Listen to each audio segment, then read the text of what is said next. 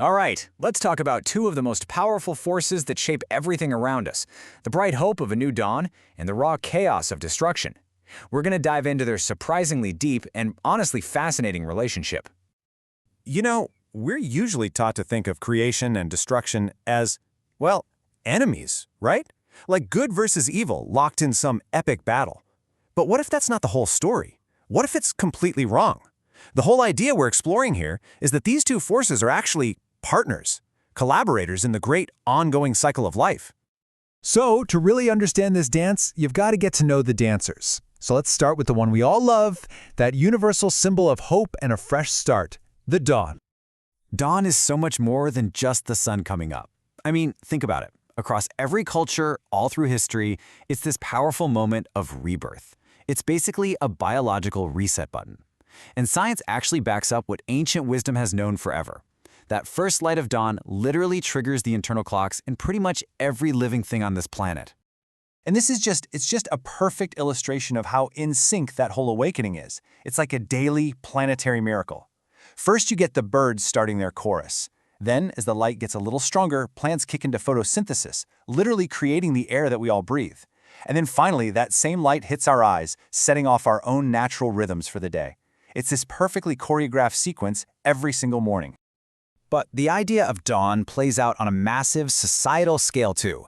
Just think of the Renaissance. It was this incredible cultural dawn that broke through the darkness of the Middle Ages. Or what about the Enlightenment? An intellectual dawn that brought us reason and completely reshaped our world. These were huge periods of creation and brand new beginnings.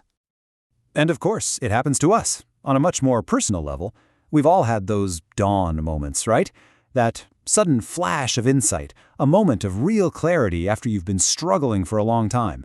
It's that instant where a new path forward just appears. That's your own dawn breaking through. But here's the thing. A dawn can only break after the darkness. So now, let's flip the coin. Let's look at the other partner in this dance, and the surprisingly creative power of destruction. Okay, this can be a tough idea to wrap your head around, because we instinctively see destruction as an ending, as a bad thing. But in the natural world, it's often the complete opposite. Destruction is a vital engine for growth, for diversity, for evolution itself. Without it, everything would just stagnate. And what's so cool about this is you can see nature's logic at work. A wildfire, it looks like a total catastrophe, right? But what it's really doing is clearing out all the dead stuff and flooding the soil with nutrients so new life can burst through. A volcano destroys everything in its path, yeah, but in doing so, it creates brand new land and some of the most fertile soil you can find. Even violent storms, they have a purpose, churning up the oceans and driving adaptation. So here is a really critical point we have to make. There is a massive difference between nature's creative destruction and our own. See, natural destruction works inside a balanced cycle. It allows for recovery. But unchecked human-caused destruction, well, it can happen so fast that it completely breaks that cycle, leading to permanent damage instead of rebirth. Okay, so we've got dawn as this force of renewal and destruction as the catalyst. Now let's put them together and really watch this inseparable dance, where new life is literally born from chaos. 3. That's it. That's the number. That's how many times Elon Musk's dream literally exploded on the launch pad.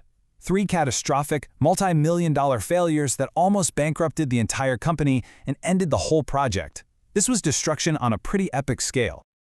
But from the ashes of all that destruction, something absolutely incredible was born. See, each failure gave them priceless data. The 4th launch? It worked. And that single success kicked off a brand new dawn for space exploration, totally changing the game with reusable rockets. That dawn only happened because of the destruction that came first. And we see the exact same pattern in nature. The Australian bushfires back in 2019, it was an unimaginable tragedy. But just months later, this incredible rebirth started to happen. These plants called fire followers, their seeds literally can only germinate after intense heat. They just exploded across the landscape, carpeting the burned earth and new life and kicking off this amazing recovery. This ancient wisdom from Sun Tzu just nails it, doesn't it? It captures the heart of this dance perfectly. It's not about trying to avoid chaos, it's about understanding that right there, inside the destruction, is the seed of a new beginning, a new opportunity. And you know what? This isn't some new idea we just dreamed up. Cultures all over the world have understood this for thousands of years. The Native American medicine wheel represents life as this sacred, continuous cycle. Aboriginal Australians have used controlled burns for over 65,000 years, using tiny, strategic bits of destruction to renew the land. And in Hindu philosophy, Brahma the creator and Shiva the destroyer, they're just two sides of the very same divine coin. Okay, so understanding all of this is one thing, but how do we actually live with it? How do we take this huge cosmic dance and apply it to our own everyday lives? Well, here's a pretty simple toolkit. First, just become aware. Try to recognize, are you in a period of creation right now or a period of ending? Second, build your resilience. When things fall apart, don't just suffer through it. Ask yourself, what is being cleared away here? What space is being made? Third, when that dawn does arrive, harness that energy. Use it to take bold action. And finally, practice non-attachment. Try to hold both your successes and your failures a little more lightly, and just trust the cycle. Because really, that's our true role in all of this. It's not to fight against endings or to desperately cling to beginnings. It's to learn how to dance with the rhythm of life itself, to move through both the dawn and the destruction with a little more awareness and a lot more courage.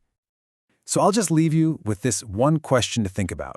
In your own life right now, what is it? What old belief, what old habit, or what old situation needs to be allowed to end so that a new dawn can finally break through?